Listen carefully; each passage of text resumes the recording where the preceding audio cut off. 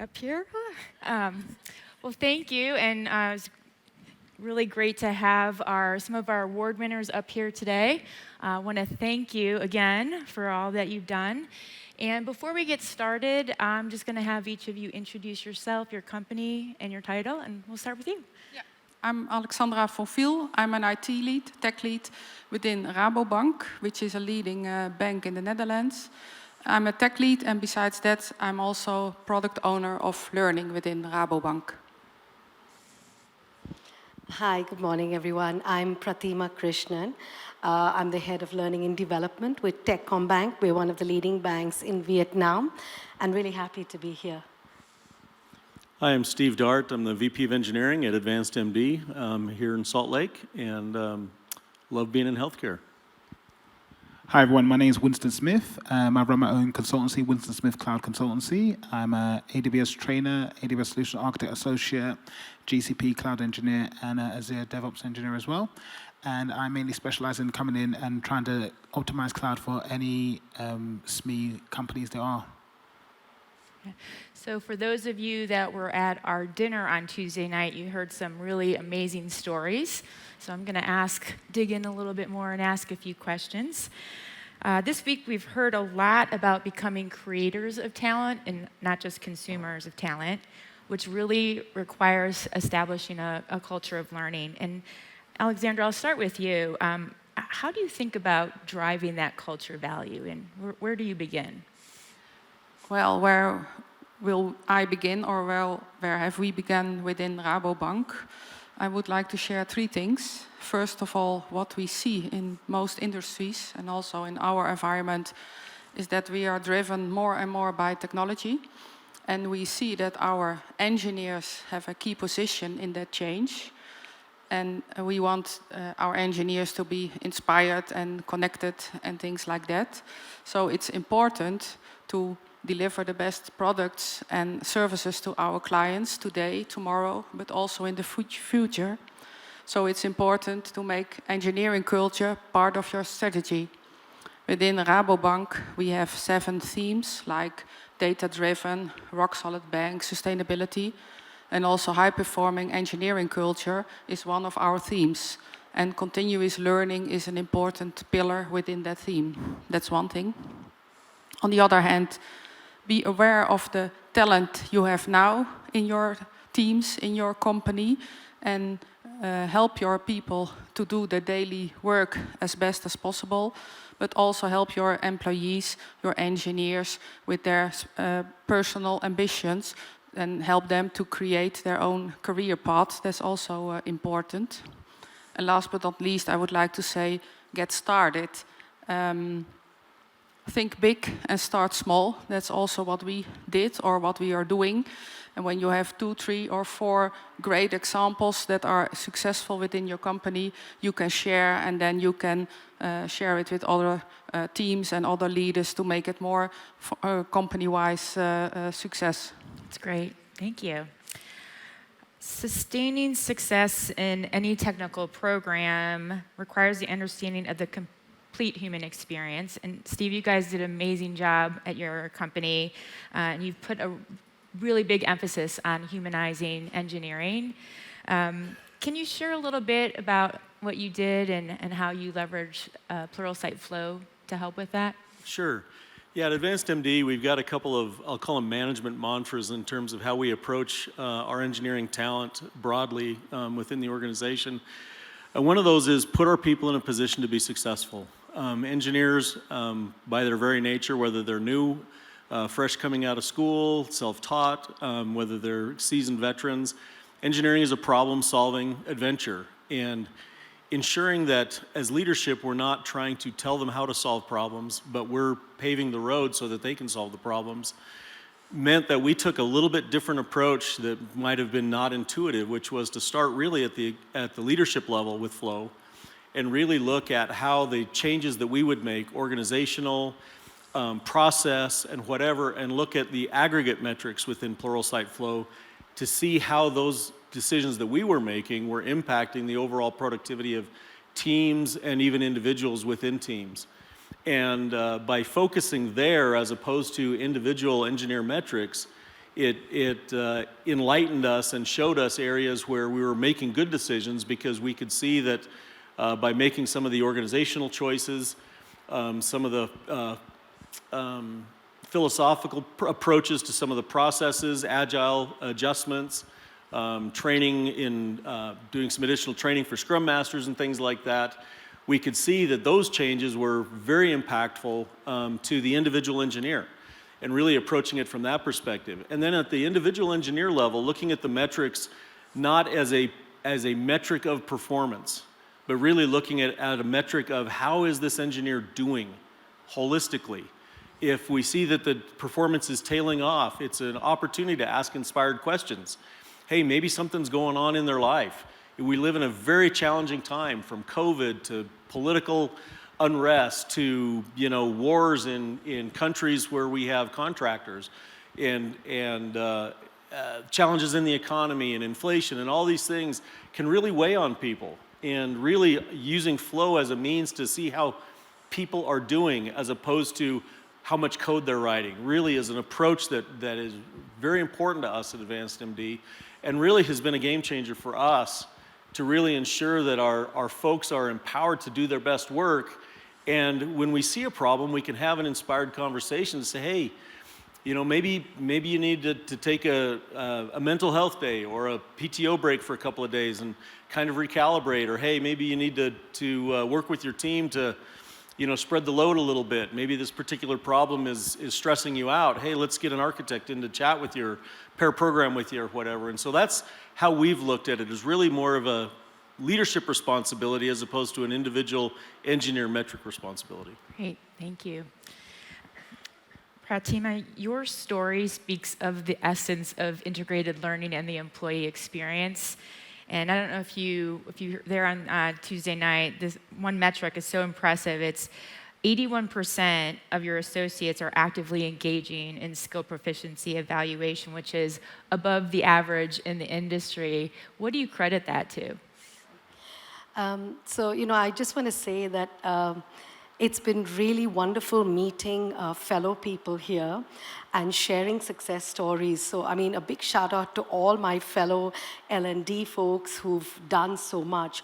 There's been so much shared here. So I would say that, yes, our achievement has been quite creditable, and it's because of three factors. So, Techcom Bank is on a very ambitious transformation journey, and one of the three pillars that we've articulated, which is going to get us there, is talent development, along with digital and data. So investments in talent are something that, the chairman, the CEO, they're extremely supportive of. So I think from an organization perspective, we have that.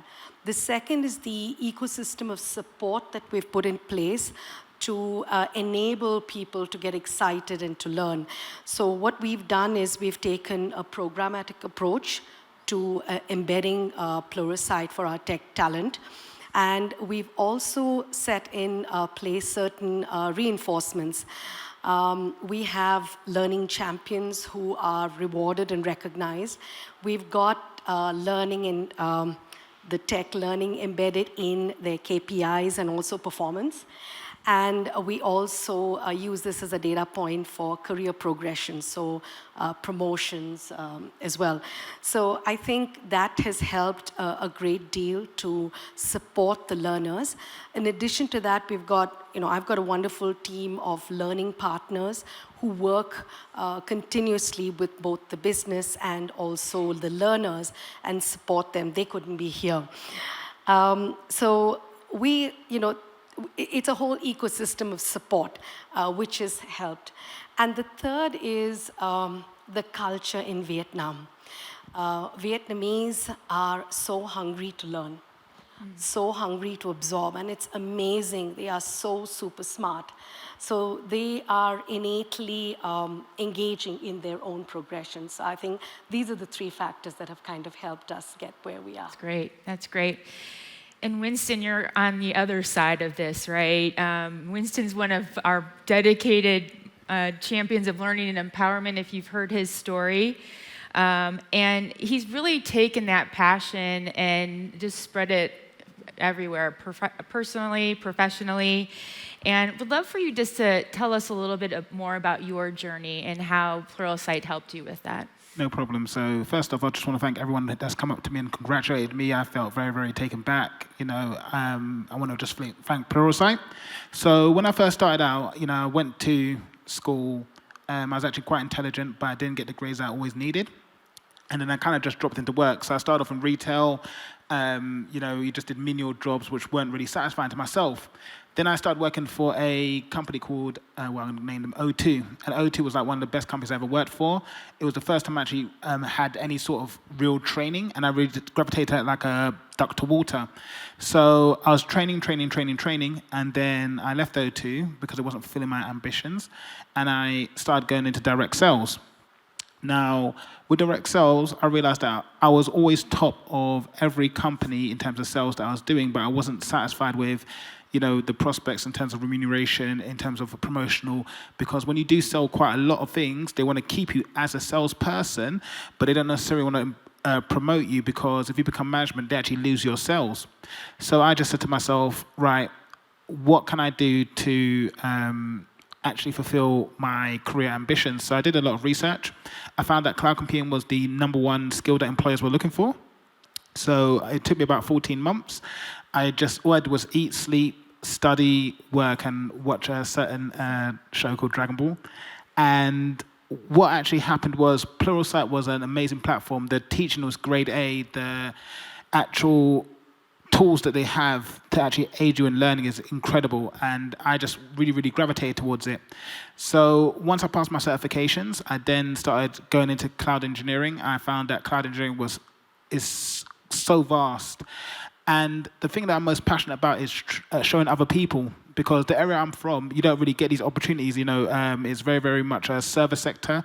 Most people go there and just do insurance positions, and there's not really a lot of scope for people to grow their careers. So one thing I love about Pluralsight is that it doesn't just have the cloud computing side of things. It has things like blockchain, it has Windows, it has Linux.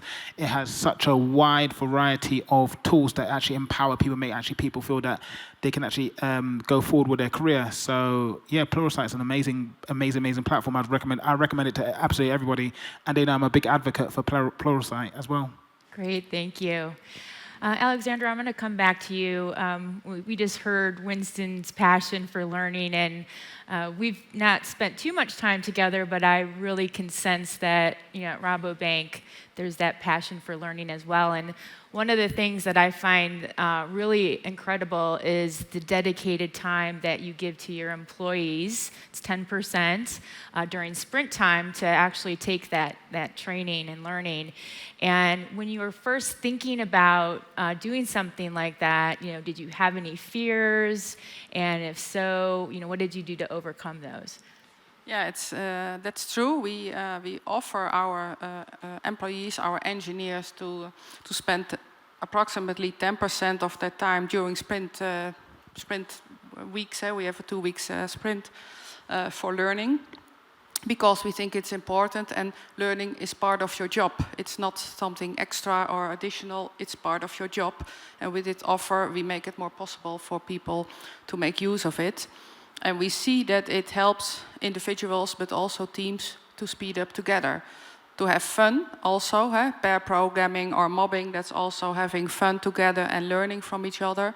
But it also helps to speed up with cloud transformation, where we have a hard KPI for the whole organization, to increase the base level of cybersecurity, for example. So it's really important, and we see that it helps individuals and also our teams. Great.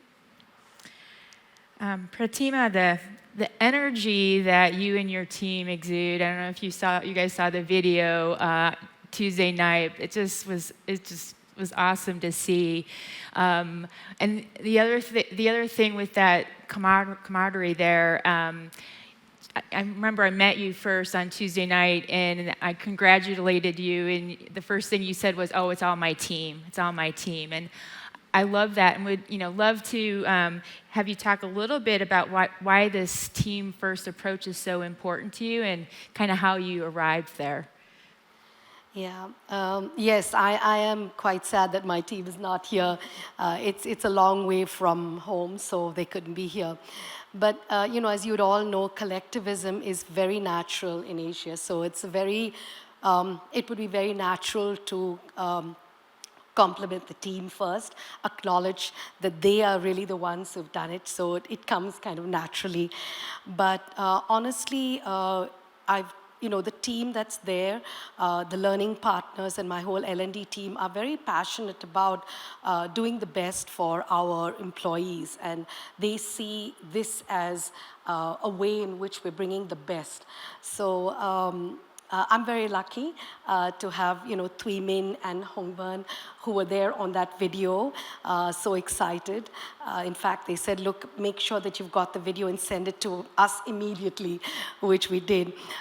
So they've done a remarkable job in executing, because you could have great plans, but it's really the team on the ground that executes, that supports, that troubleshoots, that is monitoring and tracking and, answering all those queries. So that's really what I would say, I'm just representing the organization. We're also pretty lucky to have our CHRO and our CIO support us as we embed, I mentioned to you about how we've got, the learning embedded in performance and progression. You can't do that unless you've got support at the C-suite, because there's resistance otherwise. So, in all, I would just say that I'm here to represent the company, and that's very natural as well, where I come from, to give them the credit. Great, great. And talking about that energy, Steve, how do you go about ensuring that you kind of keep that energy going with your teams, and you're driving that passion and, having that, I guess, bonding between the teams to want to work better together and deliver better software? Sure. I think the key for us, as I mentioned, we take this very seriously, specifically at the leadership level, and I think one of the keys is to distribute the data and get it out there and talk about it in front of people, talk about how we're doing, talk about the increases broadly in terms of productivity, and making that data available and representing that in operations reviews at the executive level and those things, and really helping everyone see how engineering is growing and progressing and improving broadly as a group, because it is a team ball sport at the end of the day. And engineering can either be this group of people who are kind of behind the scenes and nobody ever sees them, but when they recognize that all of their hard efforts is being represented with metrics and details at the executive team level, they get excited about that, because it's not just the outcome or the product that gets released or the feature that gets released. It's really all the work that goes into that that's being represented, and that's kind of a different model that really kind of didn't exist prior to being able to use Flow and having those metrics front and center. That's great. That's great. Winston, so you obviously are very self-motivated to go and get certified on your own. And what advice can you give the L&D leaders here about kind of getting more of that kind of self-motivation within a company, and basically, how can they hire and find more of you? So I think with myself, I'm very, very self-motivated. I believe that power comes in response to a need, not a desire. One of the things that you have to really do as an L&D learner is make sure that I think you should tackle it at the recruitment process. So you should be getting people coming in, and you should be saying, right, you might be starting off as a sales administrator, or you might be starting off as a salesman or a sales lady, or you might come in as an account. And what you want to do is make sure they're not pigeonholed or bucketed into one single department. Are you offering secondments? Are you offering people not just the training, but are you offering them the benefits? Are you offering them, the time off? Are you offering them maternity or paternity leave? I know in America they don't have that. In the UK we have it mandatory, so you get 26 weeks of maternity leave and you get some shared paternity leave as well. But are you offering that? One things that make me leave a job is every single year I do a thing called a work MOT. So I have a list of questions that ask me, is this job fulfilling me? Is this job paying me what I want? Is this job got the opportunities I want to do? And then every 2 years, I either need to get a promotion with a substantial pay rise, or I leave. I've done that for about the last 12 years. So one of the things that you got to do is make sure, are you on point with the people that you're recruiting? Are they satisfied? Because one of the things that people will do, they'll start off in a position, and then they will be stuck in that position, and they'll get very, very demotivated. So you need to train that person up. And it also positions your power, it also empowers your company to actually train people up. So I bring up the example of Twitter. Twitter's being bought out for 44 billion. So you might say they need lawyers, but what do they also need their lawyers to do? They need their lawyers to actually understand the technology. They need their accountants. It's 44 billion, that's, 11 zeros? The accountants can't just be, oh, I know accounts. They also have to know the technology behind Twitter and how it's being built up. So you need to understand that technology is not just for engineers. It's not just for solution architects. It's also for people, whether it's the administrator, whether it's the accounts department, whether it's the sales department. You want to empower people. So, I might be working in sales. I might learn some cloud technology, and I might say to myself, you know what? I want to become a data engineer. Does your company have the opportunities for me to now become a data engineer? Does your company now have the opportunities for me to become a machine learning expert?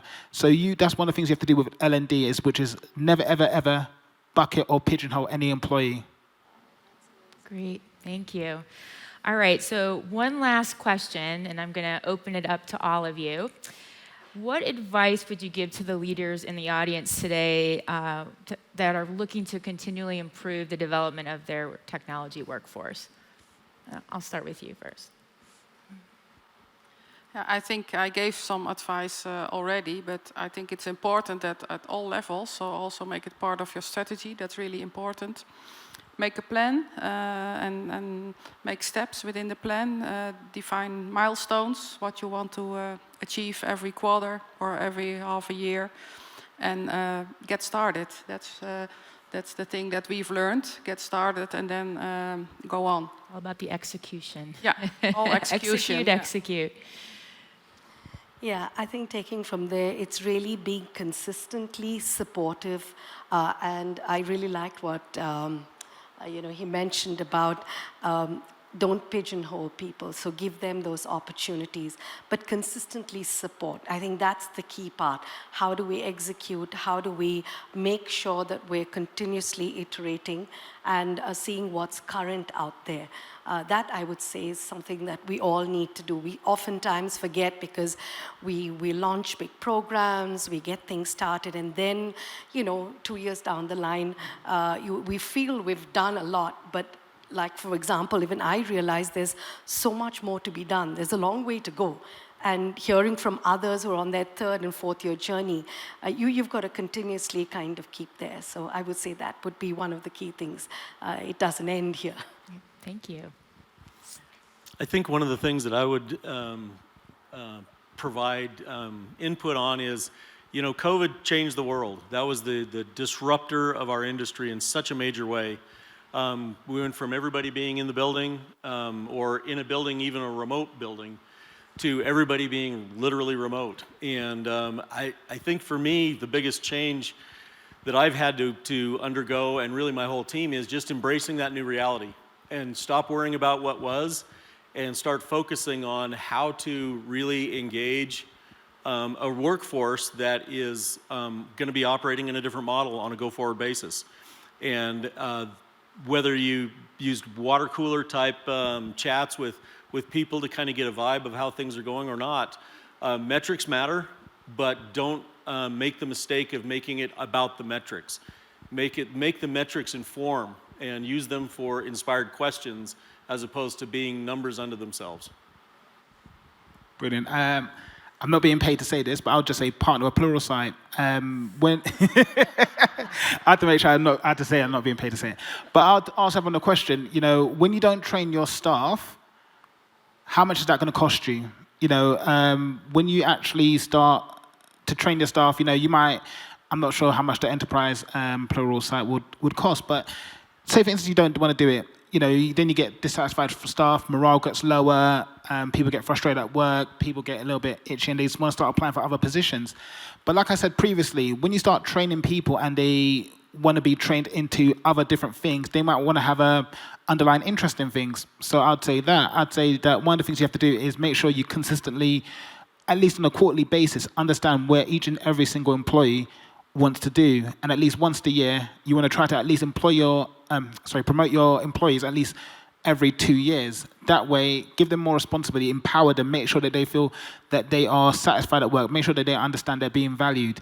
Because at the end of the day, it's great to train people up, but to actually make sure that they're empowered, you want your company to grow, and it's always a people first. I always say go cloud first, so train everyone in cloud, and then you want to really, really empower everybody that comes through your doors, make sure that they leave better than they arrived. And I think that's the best way to grow a company, which is empowerment through learning. Well, thank you all so much. We really appreciate you sharing your stories with us. It's great. And let's give them a round of applause for our award winners from Tuesday night. Thank you very much.